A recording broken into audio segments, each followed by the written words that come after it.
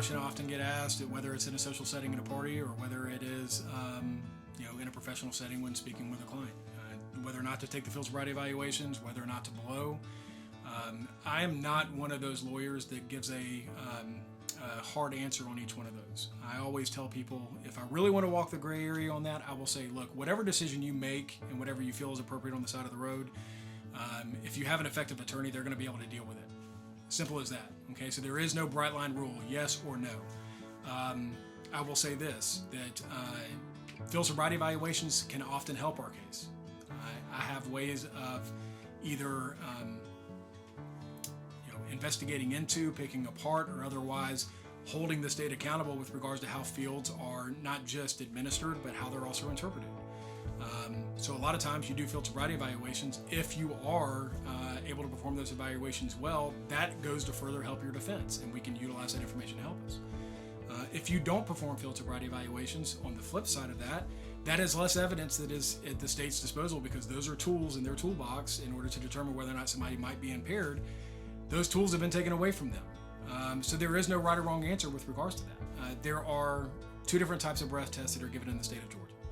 There's a device that the judge will even tell you that is not approved through the state of Georgia in order to allow that number to come in, and will only be admissible for positive or negative for alcohol. And then you have a device called the Intox 9000, which is by the time you get back to the jail, and they have read you something called implied consent. If you have agreed to take that test, they put you on that machine, and that is a test result that the number can't come in. So there's a double sort of answer to that. The preliminary breath test out on the side of the road, I personally do not see any downside of doing that. If you've already admitted that you've consumed alcohol to the officer, and your defense is not going to be that I had not drank at all, from an evidentiary standpoint, the only evidentiary value of that preliminary breath test out on the side of the road is just to confirm what you've already told the officer, which is, I've had something to drink, because the only thing the officer is going to be able to say in court is it was positive for alcohol. Which a lot of times we can even use that to our advantage, because the officer is just giving you an evaluation that only confirms what you've already told them.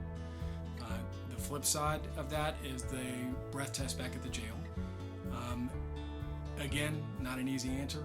It is one of those things where there are positives to refusing the breath test, and there are consequences that can come along with refusing a breath test.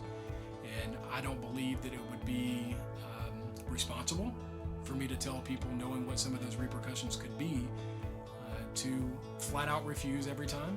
And I also don't believe that it would be responsible for me to tell people, take the test. So I think it's a personal decision for the individual at the